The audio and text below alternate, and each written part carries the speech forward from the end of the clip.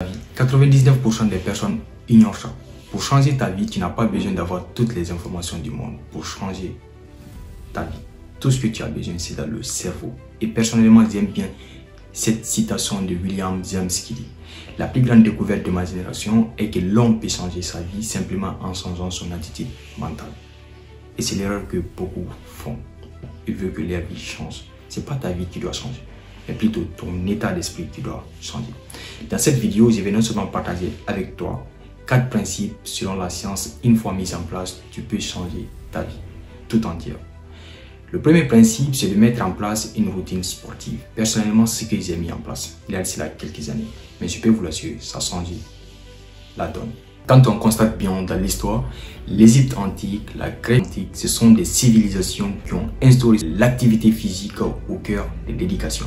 Donc c'est une valeur qui est perdue. Aujourd'hui, tu n'as pas besoin de te lever pour aller à la chasse, tu n'as pas besoin de te lever pour partir en guerre. Tout est là à côté de toi. Donc tu n'as pas besoin de mettre l'exigence. C'est ce qu'on s'est dit. Donc, alors que c'est tout à fait faux. L'activité physique vous permet non seulement d'être discipliné et de construire le caractère et de rechercher l'inconfort. Notre cerveau n'a pas changé depuis des millions d'années.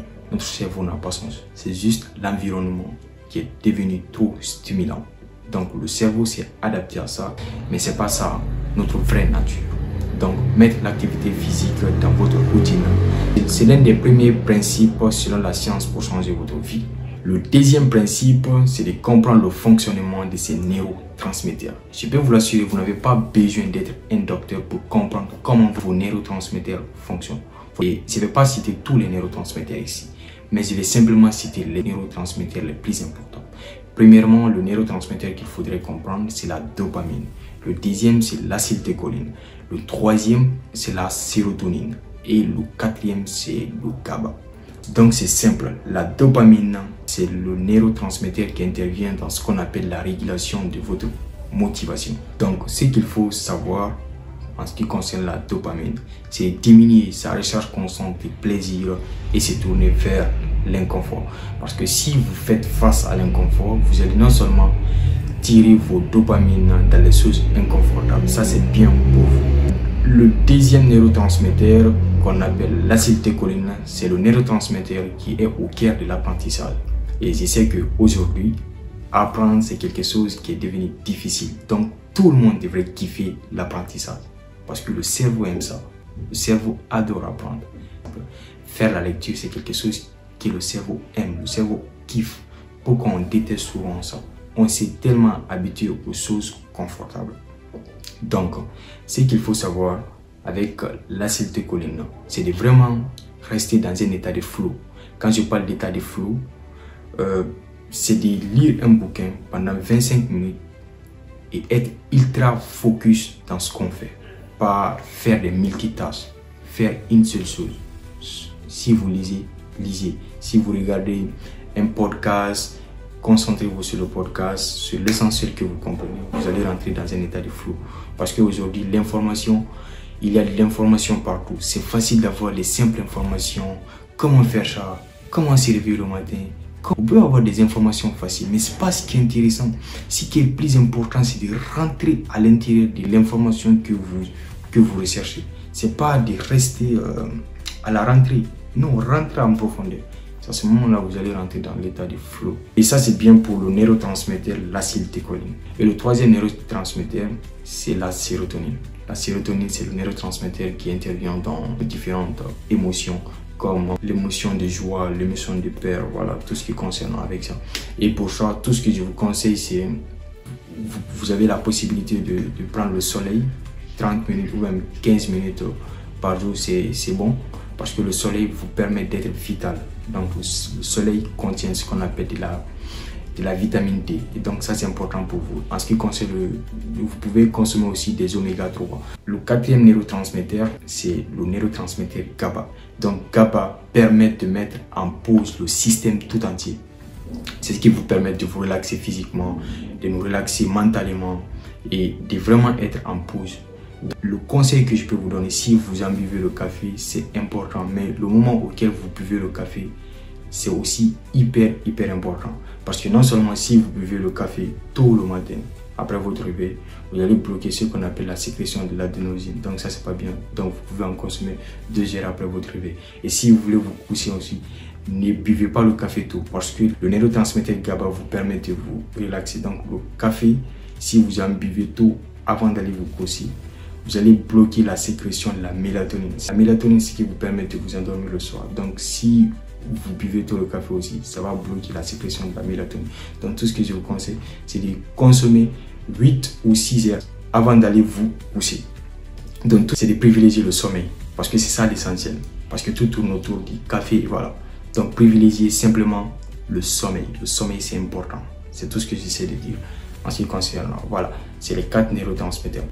Le troisième principe, c'est la spiritualité. Je pense que c'est un sujet qui est tabou, mais beaucoup pensent que les gens qui sont spirituels, ce sont des gens qui passent leur temps dans les lieux saints, à savoir l'église, les mosquées et dans les temples. Non, c'est pas forcément ça.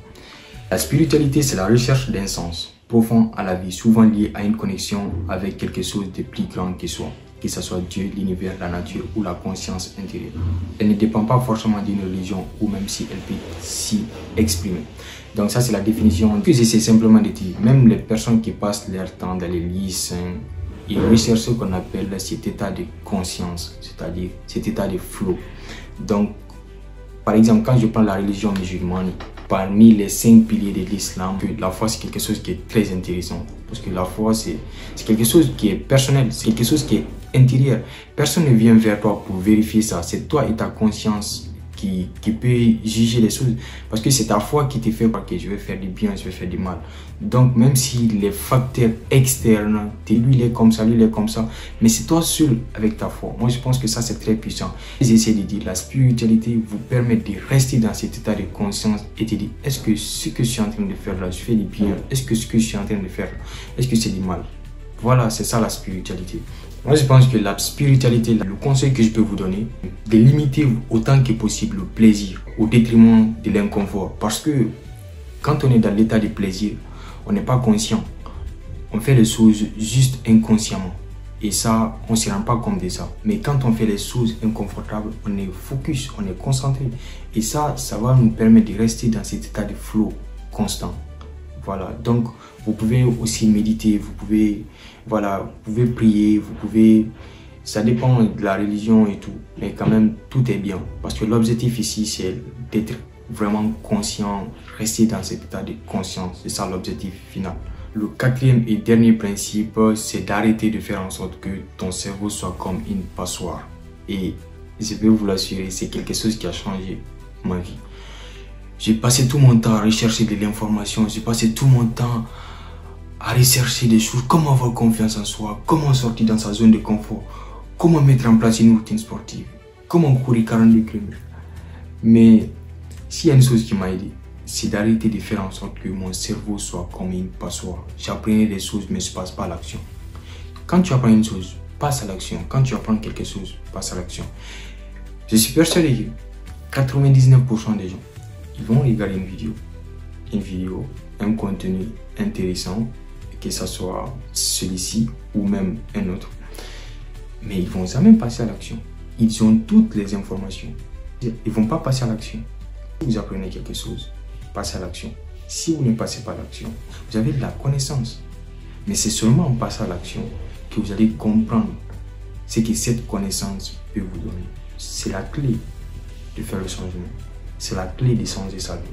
Moi, tout ce que j'essaie de vous dire, c'est de passer à l'action. Parce que si vous passez à l'action, vous allez voir les résultats. Et voilà, restez focus. Tout est possible. On est ensemble et surtout, never give up.